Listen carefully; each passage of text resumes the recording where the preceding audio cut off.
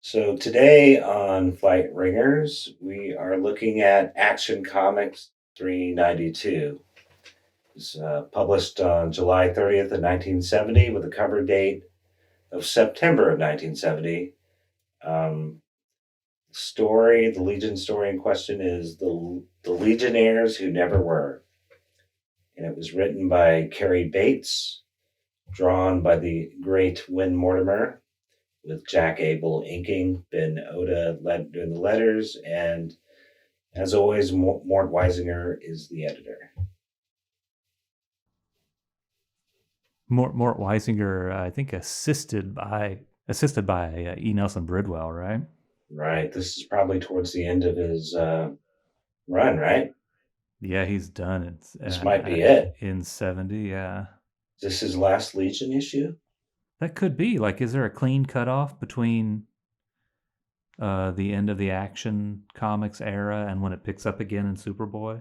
In Superboy, it's Murray Boltinoff, right? Yeah. So this would be his last one, if this is accurate. This is a great send-off for Mort. Indeed. Other notable things about this issue is Mon-El is elected leader at one point in this, and this is the first appearance of Saturn Girl's new costume, which she wears, I think, all through the 70s, right? Yeah, it gets kind of modified from this, but yeah, this is basically the thing. It kind of gets more magenta than red. And this is also the final Action Comics issue of Legion. Yeah, it's kind of a funny one to end on. Like, I guess that's just how they did it back then.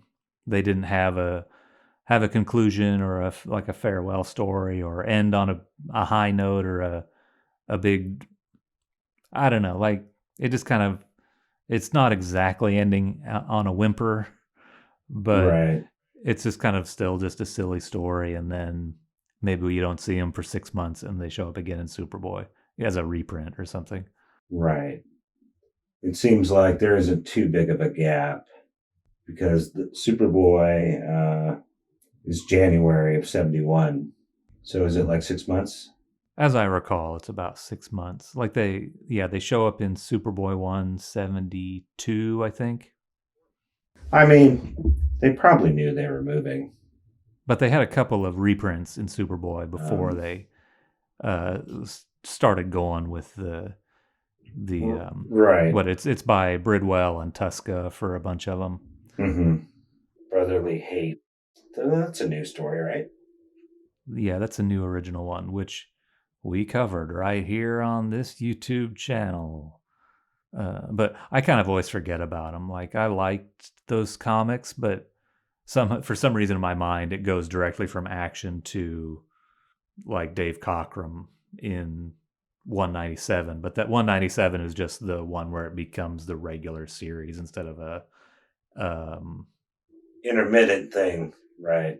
Yeah, they had to share the spotlight with Super Baby for a year there or something. Super Baby, whatever happened to him? Died in the crisis. Was he a puppet of the Time Trapper? He's going to come back as a big bad guy. He had to have been, right? I mean, I guess Super Baby was never in the Legion, but is he in the same continuity? Well, like, they're the Superboy series of Legion comics were side by side with Super Baby stories. But is Super Baby, does he have his own Earth? Is he on Earth Super Baby? And then the Legion comics take place on Earth 1? I think he's on like Earth Baby, and like all the heroes are babies there. Uh-huh. Yeah, where all the heroes are babies. Doesn't seem that far-fetched from what they were doing back then. Or an Earth where they're all elderly. This is a crazy comic. This, the Legionnaires Who Never Were. It's kind of fucked up, right? Like there's this splash page where Saturn Girl and Princess Projectra are being kind of manhandled by dudes in their costumes. Yes. Is it Saturn Lad. This is Saturn Lad and Prince Projecteur.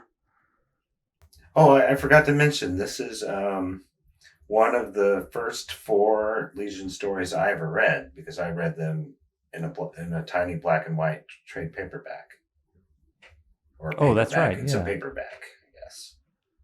Right. So yeah, for me, this is like the first time I saw Brainiac 5, Prince Projectra, quite a few of these characters. Yeah. This would be a good place to start. This is one of the best ones. I love Mm-hmm. this. I mean, I think we're both on record as loving this era, these Action Yeah. Comics ones and the tail end of adventure. Yeah, it's a nice kind of middle ground between the still got some of the whimsy of the Silver Age, but the storytelling's a little better. Just sort of bridges the Silver and Bronze Ages.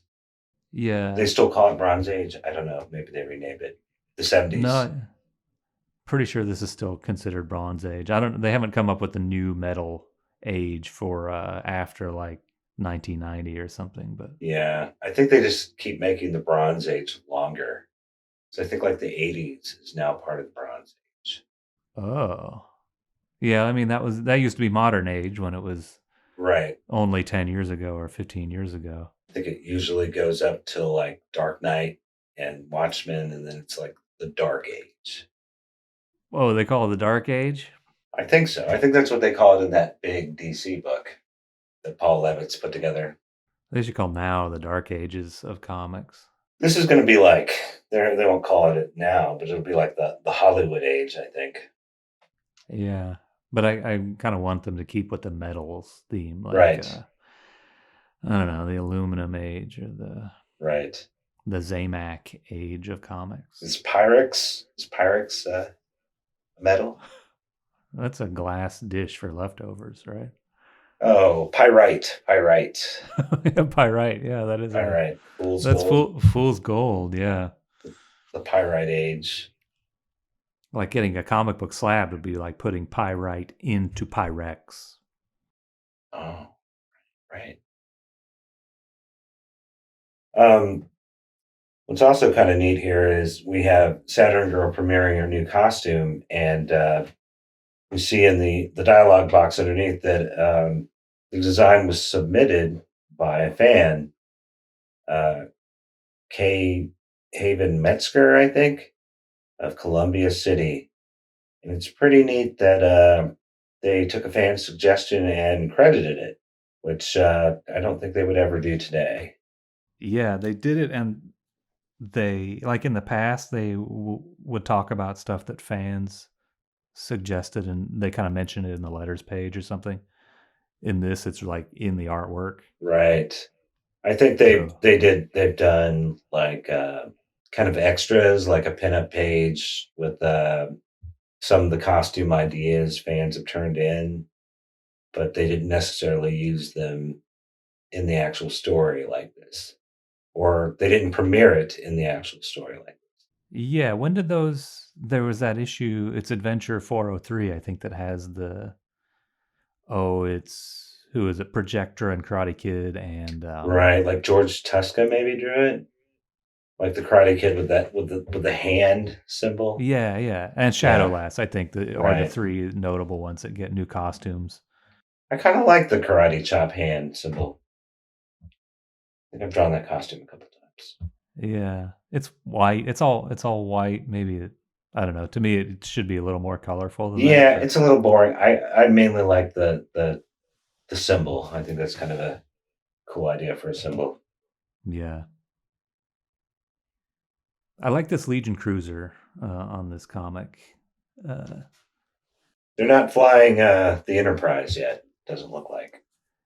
yeah, I don't know if what they had prior to this is this kind of what the Silver Age Legion cruiser looked like. I don't really have a Mm, recollection. But the Legion HQ, this is a new design to me. hmm I suspect they never drew it the same way twice back then, but maybe I'm wrong. The HQ looks very different, doesn't it? Yeah. I mean, it It- looks like the LA Forum or something to me. But yeah, totally different with that big tall L, and they have a kind of a funny canopied walkway. maybe like the top of the rocket ship got knocked off in a battle with Mordu or something, and they just put a new ceiling on it because it still has those fins, kind of still somewhat reminiscent. The fins used to be at the top sticking up, and now they're at the Oh, bottom at the base sticking into the ground. I wonder if this has ever been referenced in passing, like the short lived HQ. We should say that the plot so far up to now in the first 2 pages is that Karate Kid has sent his girlfriend, Princess Projectra, and Saturn Girl on a mission to stop this guy named Poser Dew, uh, who's he's a bad dude. I don't think they Right. say what he's really wanted for, but Projectra mentions what a challenge it'll be, and he gets the Yes. drop on him, knocks him out, and then escapes. And so they head back to Legion HQ with their tail between their legs. Right. And when they get there, they are stopped by a net. And the Legionnaires won't let them in. They say they don't exist, that they're not Right. Legionnaires. They can't come into their football stadium. Yeah. And the Legionnaires come out and greet them with like machine guns. So they really mean business. It seems kind of nuts that if you show up at Legion headquarters unannounced, they're going to greet you with guns drawn. Especially a couple pretty girls. Yeah. But that's sort of the shorthand for we're scary and mean. Seems like frequently when you're watching a sci-fi show or something where they go to an alternate world, the normally nice, gentle heroes are brandishing weapons because we never see them, even if like some strangers do show up at their headquarters, they don't bring guns out. Yeah, they never used guns. Right. Like there's that famous panel of their arsenal or whatever, and there's giant guns for Colossal Boy, but he never touched them. You know? Right. This did kind of remind me of like a Star Trek. I feel like this whole story is kind of heavy as a Star Trek. Even the plot is kind of Star Trek, where they show up and everybody's like, "You'd never existed. We don't know you." Like it's a mirror universe or something. Yeah, they even suggest that later Right. as what might have happened. It turns out not to be that. Mm-hmm. Spoilers. Oh yeah, sorry. This is a 10-page comic. I'm going to spoil it on page 4. I really like the way when Mortimer draws Princess Projectra, like she looks like a kind of like a movie star to me. She's got a very dignified look, very fancy hair. Yeah, she has nice wavy hair. Like she blow dries it with hairspray, and she has she even has kind of bigger eye makeup Right. than Saturn Girl, for example. Mm-hmm. I'm not totally so. I've never totally loved Saturn Girl's costume. Obviously, someone did it stuck around a long time, but it always seems a little bit too much like a swimming suit to me. I feel like it becomes more swimsuit like as time goes on Right. than it is in this one. Mm-hmm. Like the boots all become one solid color and don't have this little detail at the top of them. Right. And yeah, just when the fact that it becomes magenta instead of the solid red Saturn Girl red Yeah. kind of makes You're it right. seem It is. more. It does seem a little more modest here. Like it's more like a '60s one piece. Even though it's got the little cutouts there, and it becomes more like string bikini-ish once like Mike Grell gets a hold of it. Yeah, and I think their physique in this, when Mortimer still is kind of drawing them like teenagers instead of Right. adults, Right. and I don't know, the costumes all have sort of an appropriate level of modesty for teenagers. Right. For sure. But yeah, in a couple of years, it's Mike Grell drawn real sexy hot adults. Right. So the Legionnaires take these two harmless, innocent girls into custody, and they're desperate to prove that they actually are real Legionnaires. But they're not here on the roll call. And she's like, "Well, yeah, there's 2 empty slots. That's where we belong." And they're like, "Nope, those 2 empty slots is for our 2 new Legionnaires, and neither of them is a girl." Right. I kind of like this effect of the way he draws the hair, where there's no holding line. Right. Right. He does that all the way through. I don't know if that's a Win Mortimer or a Jack Abel kind of thing, but I wish I could recall the drawing. Like the name of that effect? The technique. Yeah, I guess so. Like where the you have a bunch of parallel lines and the edge of them kind of makes up the shape. Right, right. There's got to be some name for that. Yeah, I think I was taught it, and I immediately Yeah. forgot. But so where are we? We're in the Legion Hall of Trophies, where I don't know if we've ever seen the same stuff twice. Maybe it's in rotation. Maybe they lend it out to other superhero headquarters. Could be a traveling exposition.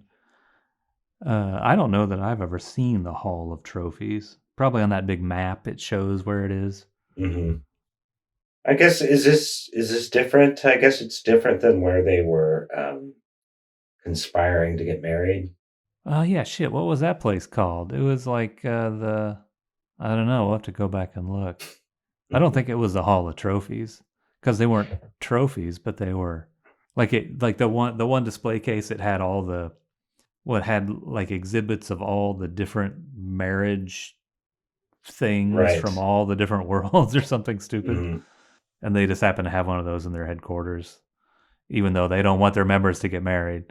I think it must have been some kind of Mort Weisinger fixation because it's all over the Superman books and the stuff that he edited. They always have like in the Portraits of Solitude, he has rooms where he has like dummies of all of his friends and all of his teammates, and then next to them, like next to the Batman, there's a dummy of Bruce Wayne.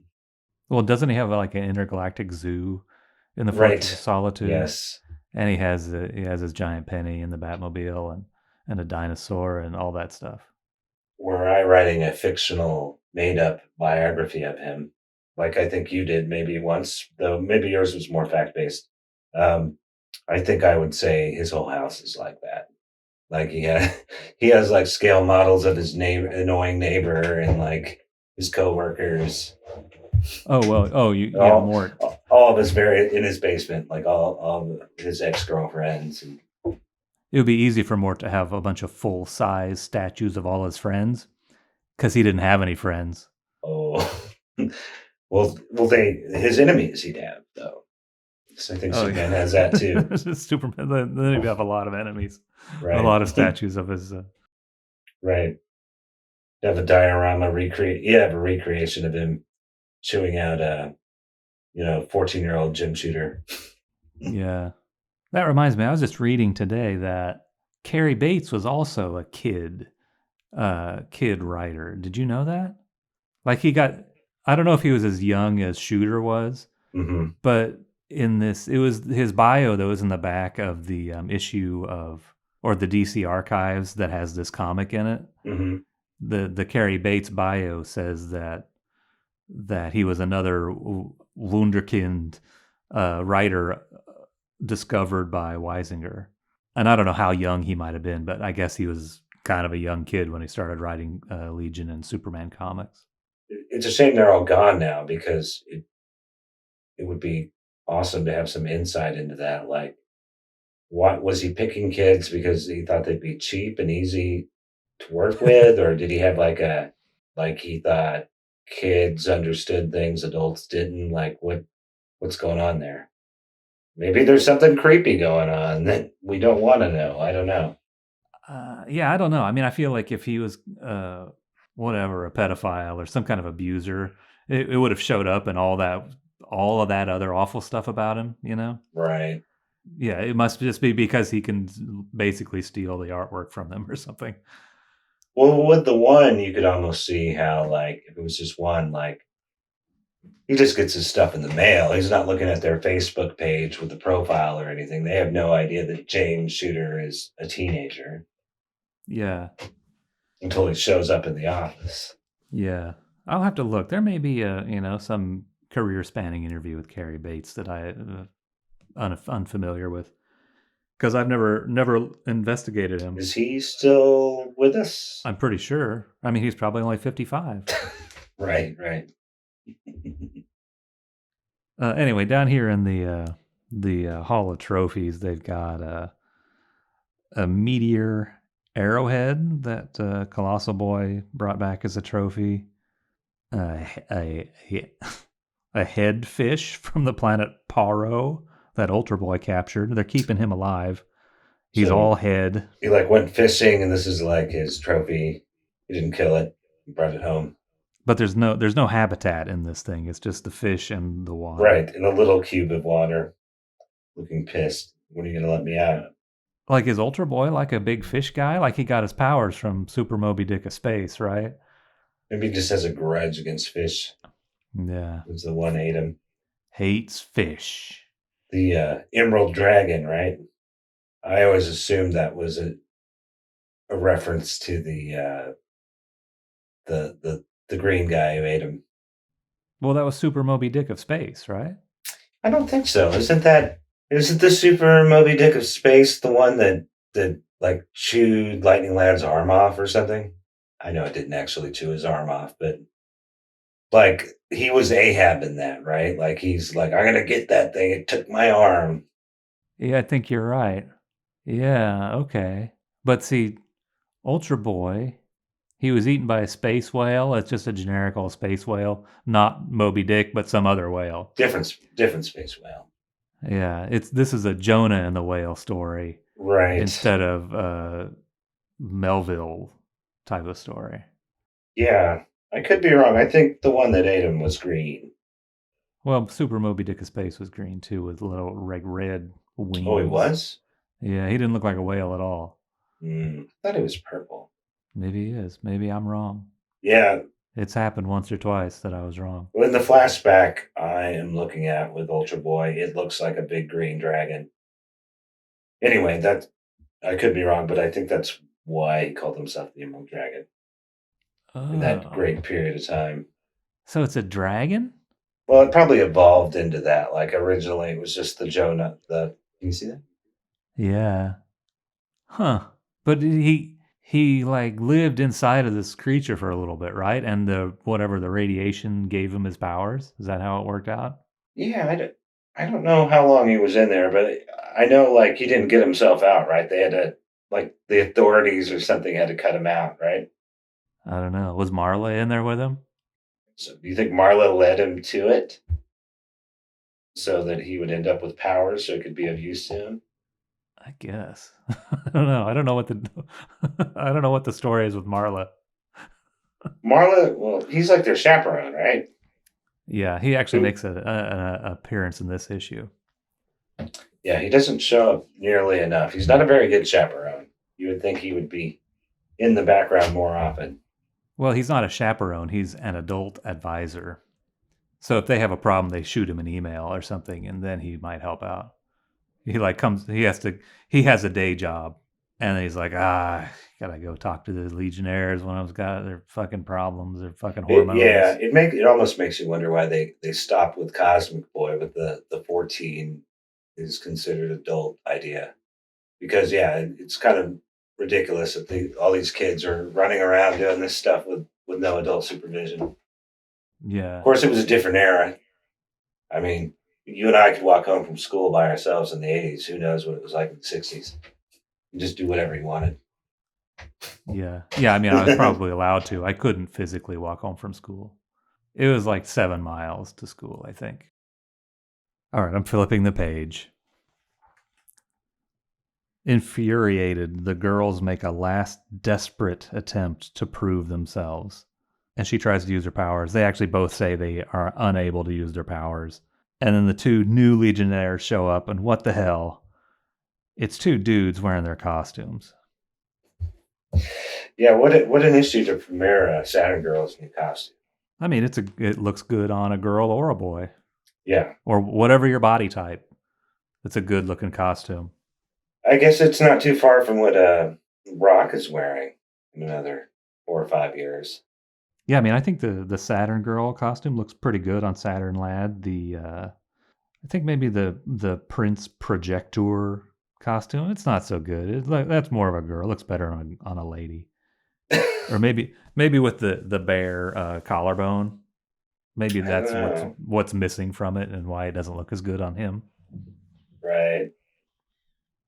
But these dudes show up and they're like, we have the powers, and they use the powers that the girls have lost. And then in this panel, Shrinking Violet shows up and she's like, I came to take a look at the intruders. I think that's about her whole contribution, is like she showed up to check them out. Because she likes, I guess, is this alluding? Is this where they got the idea that she's a lesbian? It's because she shows up to look at two strange girls who show up? Could be, could be. I don't know. Yeah, it almost seems like a contractual appearance or something. Hey, I need to show up real quick so we don't lose the rights to the name. Well, yeah, but I mean, like, there's still a bunch of other Legionnaires that don't show up, right? Like, I don't know what the purpose of the Shrinking Violet appearance is. Or there's just a bunch of empty space, and more it's like throw somebody in there. This is a boring page. Yeah, it's completely irrelevant in this panel. Yes. Because the Saturn Girl and Princess Projector, they're still talking about the boys. Mm-hmm. And yeah, they just stuck her in there. Maybe it was. Maybe they're like, we have too much dead space. Stick in something. I was going to say maybe they thought we need to have some girls in on this gaslighting. So it's not just all guys gaslighting the two girls.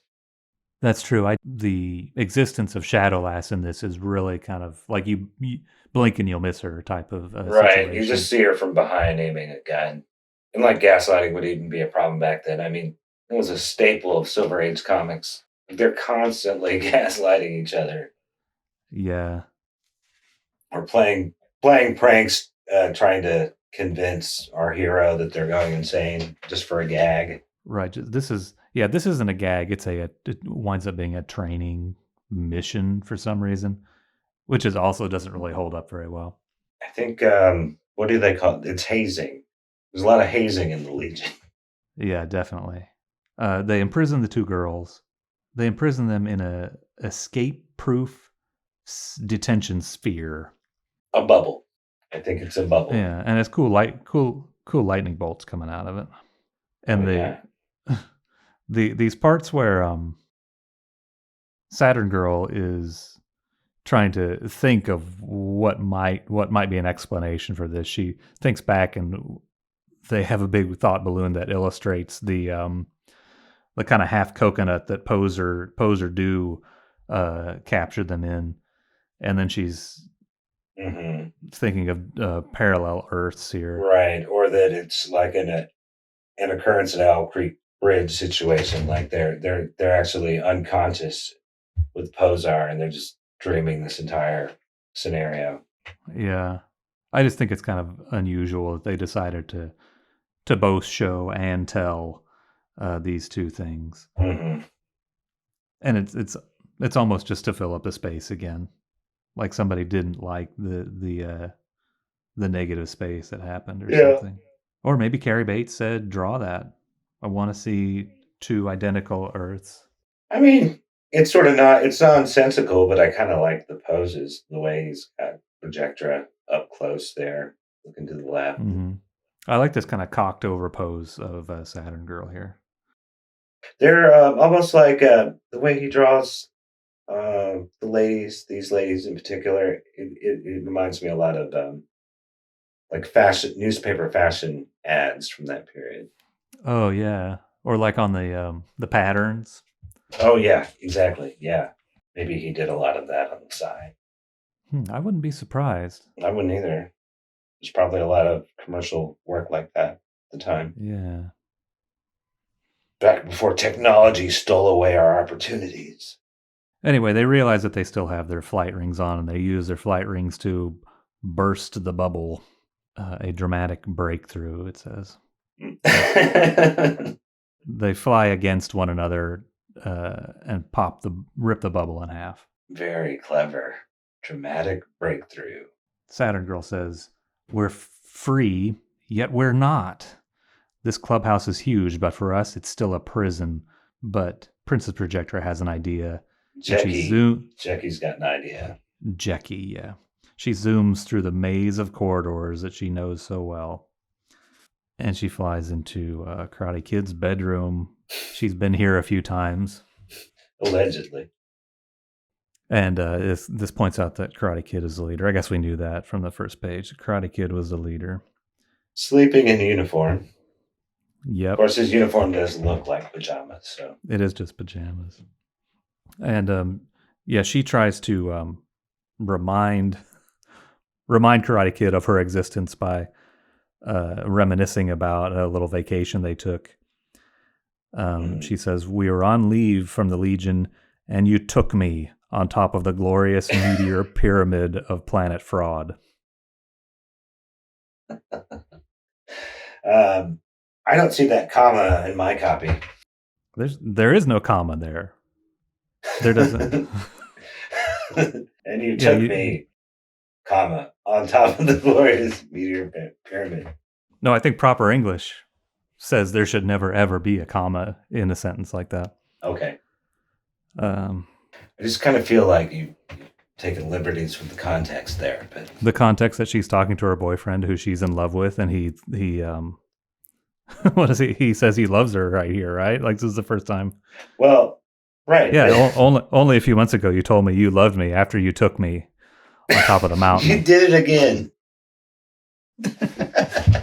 And he's like, you know what you're doing. It's pillow talk, baby. Now you don't remember me, huh? You don't have my phone number anymore. Not even a text, eh? Unbelievable. But she makes an aggressive move and kisses him. I just don't know how that dialogue got past the code. Yeah, this Cary Bates. This guy, he's got a dirty mind. He's a young guy. Did he do? Oh, he did Video Jack. Oh yeah. Thought he did. For some reason, I thought he did more. Like I thought maybe he did some, like 70s Spider-Man. But I'm probably just thinking of the other Legion guy whose name escapes me now. Oh, Conway. Mm-hmm. Yeah, Jerry Conway. Yeah, I don't know that Cary Bates did much for anyone besides DC, but I'm not really familiar with what he did. Yeah, he did some stuff in the 80s and 90s, but not a lot. He started writing like Law and Order, and I think maybe never looked back. Oh yeah, that same bio said that he worked on the Superboy TV series and then just started working in TV. I think I must have done that and just forgotten. Well, that makes me feel even better about watching Law and Order all night as I draw. Oh, because it's written by your favorite Superman writer. Right. But Princess Projectra kisses him. He gags. He doesn't do anything for him. He says, "Nice try, but I don't know you." Unbelievable. But I don't know, chivalrous guy won't kiss a girl he doesn't know. But she coated her lips with knockout serum. A knockout serum that only works on Earth people and not Orandoans like her. How convenient. Mm-hmm. And as he passes out, she puts a, what is that thing? It's some kind of... miniature device. Oh, yeah, they don't explain what it is until later, huh? Then she goes and confronts Prince Projector, and shockingly, she begins to be devoured by a alien gas creature, which... Right. I think these panels are very horrifying and strange of the gas creature. Oh yeah. Especially this panel, and she's like clutching her neck. It's, yeah, it almost looks like a racial caricature. Yeah, here it doesn't look so good. Right. I think if maybe they'd left the green out and just had it all kind of like the non-inked areas just kind of fade to white, it would look more like a gas creature. Right. Yeah. We'll have to try and ignore this drawing and just look at this drawing. But yeah, she fakes getting eaten, right? And she gets Prince Projector to expose his secret. Right. It's Brainiac 5 in there. Oh boy, Brainiac 5. Yeah, the panel. It's such a strange panel of him pulling off this like skin suit. Yeah, real weird skin suit, like Silence of the Lambs kind of thing. Right. And then he's got his big baggy purple costume underneath that. Yeah, like all that muscle tone and stuff was fake, and but it was uncovered skin, so it's very convincing muscle costume. These were actually, this is the first scene I ever saw with Brainiac 5, and I was not sure what to make out of it. Between the name, and as far as I knew, Brainiac was a Superman villain, and that he was wearing like woman skin. And he doesn't seem very smart for a guy named Brainiac. Right. He when I was reading, he seemed like a villain almost. Like he just has a mischievous smile on his face while he's doing all this. Yeah, and he says, Like a bully, at least. He says, "You come through the tests beautifully."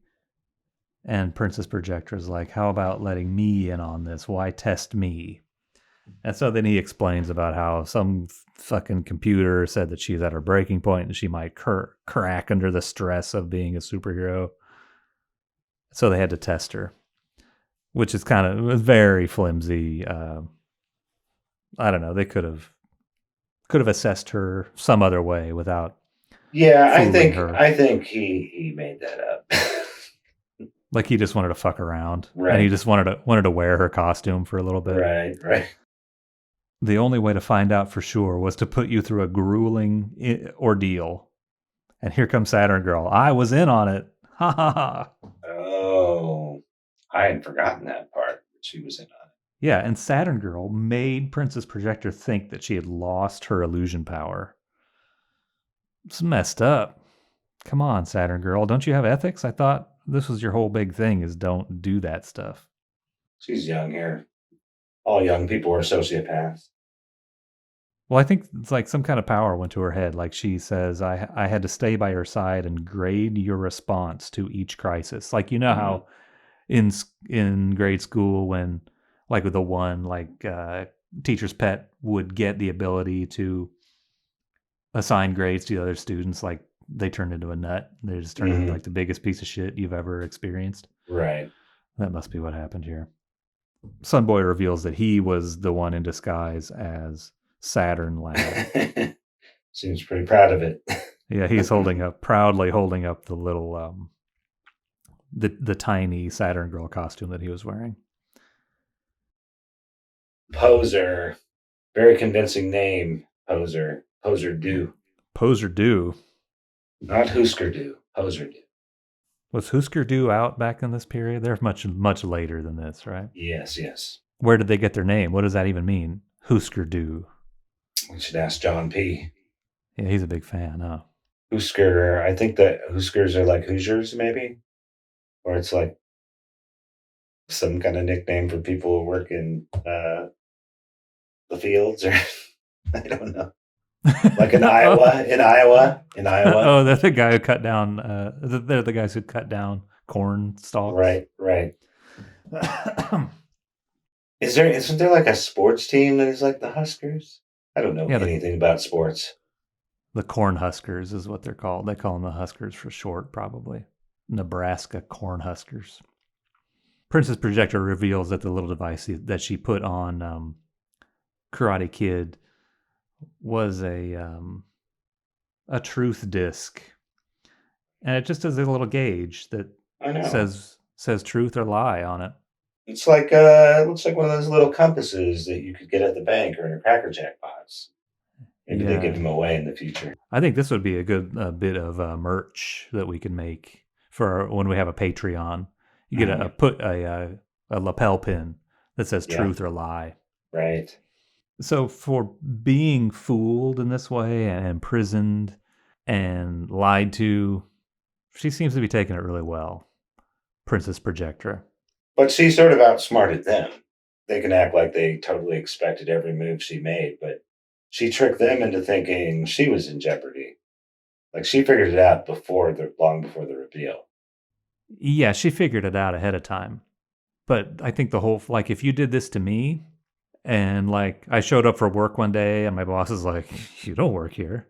We just hired this new lady, Davida. She's sitting at this desk." And I'm like, "That's my desk." "No, you don't work here. Who are you?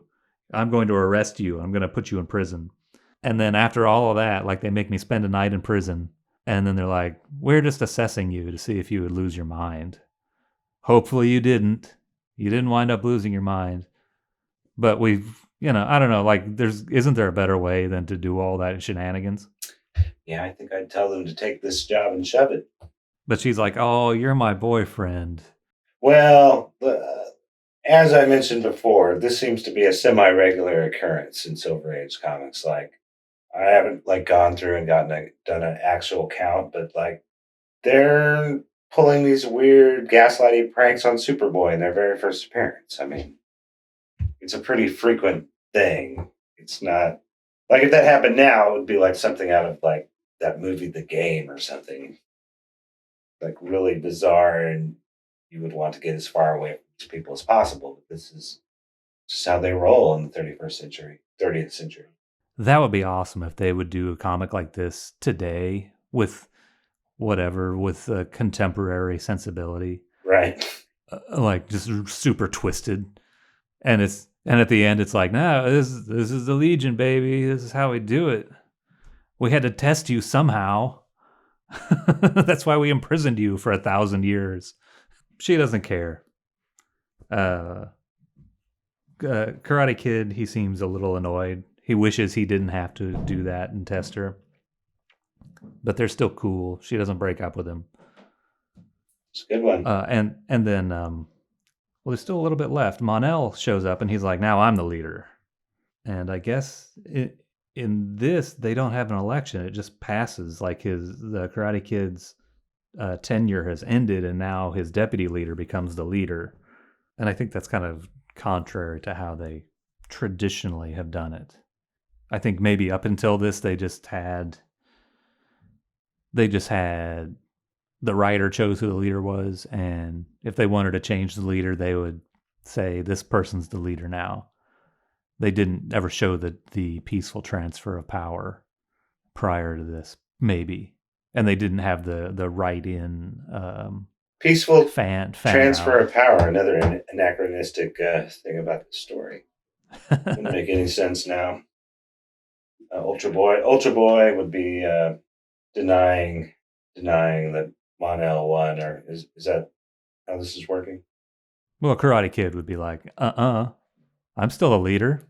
I didn't. My term didn't come to an end. Yeah, he's storming the clubhouse, right? Throwing the trophies out the windows. Oh yeah, knocking over the giant arrowhead and a headfish. Right. Looking for Marla's office. Mon-El says it's past midnight of your last day in office, kid. Now I'm the new leader, and Element Lad is my deputy. And then this is kind of a cool panel here where the official ceremony takes place, and the adult advisor swears Mon-El in. I think this is Marla. Oh, okay, and maybe they inked it wrong or colored it wrong. So that's supposed to be Marla. Yeah, Marla always. Of course, the symbol is obvious. Yeah, he had the same costume basically as Ultra Boy, but I can't remember what the difference was. I don't think it was identical, but it was. No, it was this. Very similar. That's right. That weird cross thing, I think, is what he was wearing. But did he have red leggings like here? You can see Ultra Boy is back here, and he has green pants on. And I don't remember. Yeah, I know they're always similar, but maybe vaguely different. Of course, he had, gray hair. Yeah, he was an adult, old dude. Old dudes have gray hair. Yeah, I mean, I can't look at this story objectively. I know it's silly, but I love it because it was in the first Legion book I ever read. And like to this day, Projectra is one of my favorite characters. I like her better than Censor Girl. I know that's blasphemy. And I like this costume that she's wearing, and I'm sure it's 100% like sentiment, because this is how I first saw her. Unlike you like the more scandalous one, right? You've drawn her quite a few times, it seems. The Cockrum, the one with the cleavage. No? What? Don't you like I'm sorry. Don't you I'm prefer? just trying to get you to Trying to get you to really explain what it looks like. No, I shall not. I don't No, know if I like could even describe it because it's kind of complicated, right? it just has a well plunging neckline and Uh-huh. laces down the front. I do like one thing I do like about that version. I like the crowns on her leggings. Yeah, I think that's kind of cool. yeah. I guess you could just describe it as the red and yellow one versus the blue one. Right. But yeah, I imagine that you have a opera gloves fetish, and I have a thigh high leggings fetish Right, now. right, right, right. Oh, and I this is just now coming back to me. But it was I think I've told you before like years ago, but my mom read Legion of Superheroes growing up and she liked Princess Projector a lot, so that probably has something to do with it too. My liking of her. Yeah, she's a pretty cool character, pretty smart. Yeah. I don't really like as much what she kind of became at the end of like Magic Wars period. Hmm. She kind of became too, and I guess it even began with Death of Karate Kid, and I guess it's probably an intentional character development where she's really distant and serious and all of that stuff. Yeah, it felt like for a long time they had some desire to like rehab her character. Like they didn't like what she was, or they thought she was too snobby, too docile. I don't know what. Maybe her powers were too not offensive enough. So they seemed like they spent a lot of time in the '80s trying to toughen her up. A lot of these guys are maybe they all just kind of looked at them as kind of one dimensional and decided to deepen the characterization, so they had to choose, and so you started Right. seeing what their decisions were with this Right. stuff, what Paul's decisions were with this stuff. I actually like the Censor Girl character. I just don't like that they're the same character because it sort of erases Projectra from the board, like because this other character is so different in personality and appearance. It's like Hmm. the projector character may as well be dead. Yeah, well, I mean, I guess technically she wasn't Censor Girl for that long in the scheme of things. She went away and didn't come back for a long time. She did finally show up in the 5 years later era for a tiny bit. Oh, right. And she was maybe projector there, right? Like maybe Yeah, she's she queen did. projector or something. Yeah, she didn't wear the costume, the Censor Right. Girl no But face costume anymore. all of her subsequent returns, I think she's come back as some variation of Censor Girl, right? In all the reboots. Yeah, that's true. Well, you know, Even that snake was named Censor, right? yeah, I'm thinking in the three boot period, the Okay. Mark Wade one, I think she was Projectra. Or she was like still Queen of Orlando. I think maybe it was a drastically different characterization. I've Hmm. never read them. Someday I'll read them, I guess. It's kind of weird that we have the two teenage girls with silver hair. Well, who's the other one? Dream Girl, doesn't she have? Oh yeah, that's right. But she has long hair and Projector has short hair. That's how you tell them apart. Yeah. I wonder if he was looking at pictures of. She looks kind of like no, maybe not. He's probably looking at old movie stars. She is kind of movie star, Yeah, or contemporary movie stars. right? I can't think of who might have been platinum short haired in Right. 1970, but I don't know, Kim Novak or somebody. Right. She was blonde. Yeah, I was gonna say some of it reminds me of that. What was her name? Twiggy. Uh, Oh, yeah. but I mean, that was just the fashion of the period. The heavy eye makeup. Right. I don't know that Win Mortimer was keyed into any of that. He probably had photos of movie stars from 10, 15 years earlier. Could be. I mean, if he was really drawing Fashion stuff. He'd be clothing, up on that. Yeah. yeah, clothing patterns and fashion illustration. But she always had that short hair. It's a little different style, I think. But in the introduction, in her introduction, she had kind of a short do, but it wasn't this kind of windswept look. Yeah. It's yeah, it definitely makes her seem like royalty or something. Like it's a movie star's hair. It's not like something you could do too easily in the bathroom by yourself. I don't think. Yeah, Not that I know anything about women's hair, but it looks very maintenance heavy. yeah. I wonder if she ever had, An entourage. yeah, or some. What do you like a attendant Mhm.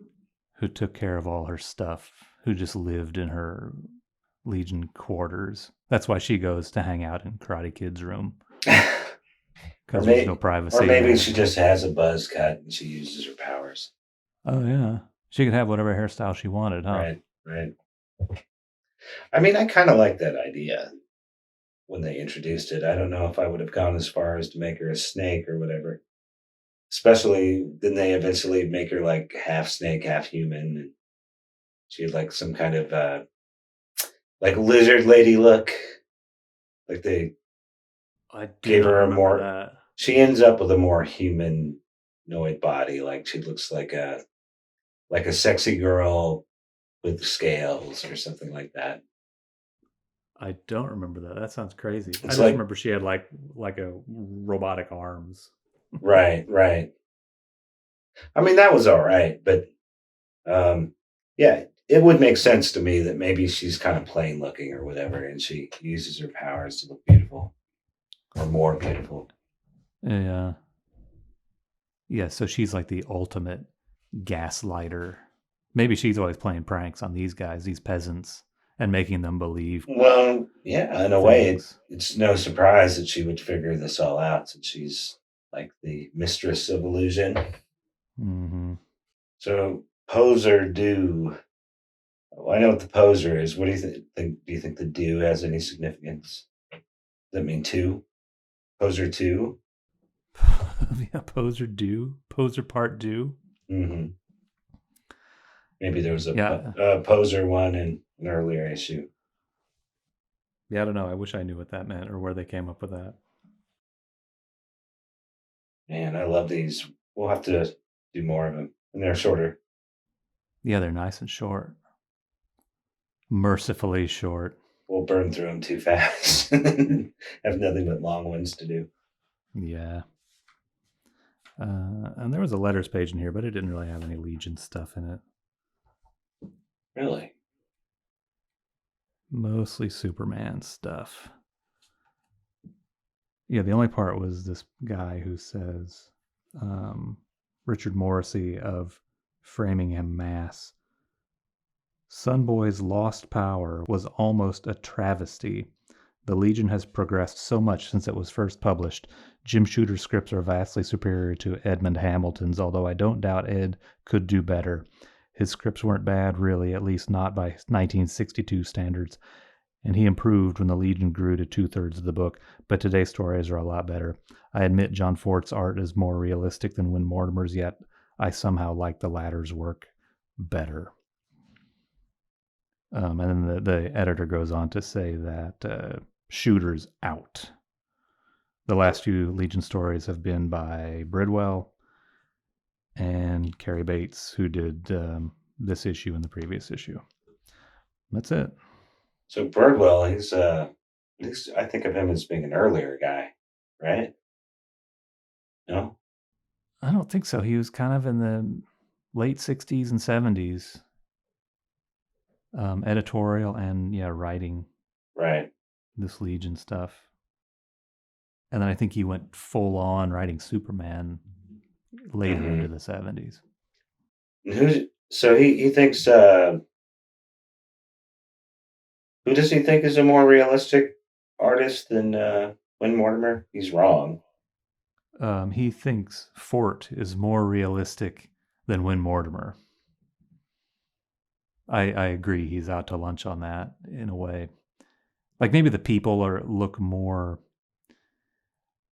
They're not stylized in the same way, as what the Right. Win Mortimer Jack Abel stuff is. But as Right. far as like realism goes and like human proportions and stuff like that, I think Mortimer kind of has Fort beat on that. Right. Well, Mortimer, at least in this stuff, it looks like. I mean, obviously he drew it all. I don't think he traced anything, but it seems like a precursor to like that Stuart Inneman style, where it does look a little photo referenced, even if it wasn't. Maybe it was just from him doing fashion magazines for years, but it looks more like, yeah, photo referencey to me than the way John Ford draws. But that isn't necessarily a good gauge of what's realistic or not. Yeah, I think maybe this person is just seeing like the kind of feathering in the inks and stuff, Mm-hmm. and thinking that is more realistic than the kind of hard line, um, like inked straight hard contour line inking style of Jack Abel. Right. But yeah, to me the Win Mortimer stuff actually looks more realistic. So did he say Jack Abel or Ford?